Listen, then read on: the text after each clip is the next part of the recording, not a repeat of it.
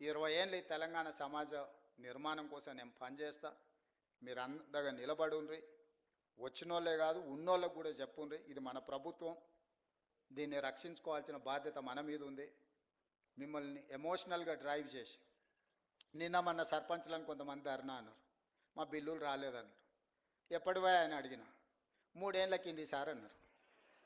3 ఏళ్ళ కింది వాడు ఉండేనే, వాళ్ళ గురువు గారే ఉండే కదా.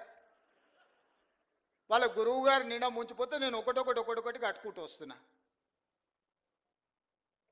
సర్పంచ్లకు బిల్లులు ఇవ్వాలి కదా ఆయన అంటాడు. తాటి చెట్టు లెక్క పెరిగింది కానీ అవగిందంత అవగాహన కూడా లేదు. ఆయననే కదా ఆర్థిక మంత్రి ఉన్నది, ఆయన ఇస్తా అంటే నేను వద్దానా?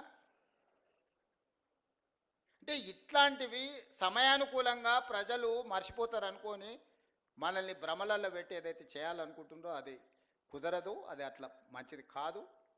జాగ్రత్తగా మన అందరం కలిసి ముందుకు వెళ్దాం, ఈ రాష్ట్రాన్ని కాపాడుకుందాం, ఈ రాష్ట్రాన్ని దేశానికి ఆదర్శంగా తీర్చిదిద్దుదామని తెలియజేస్తూ మీ అందరి దగ్గర సెలవు తీసుకుంటున్నా.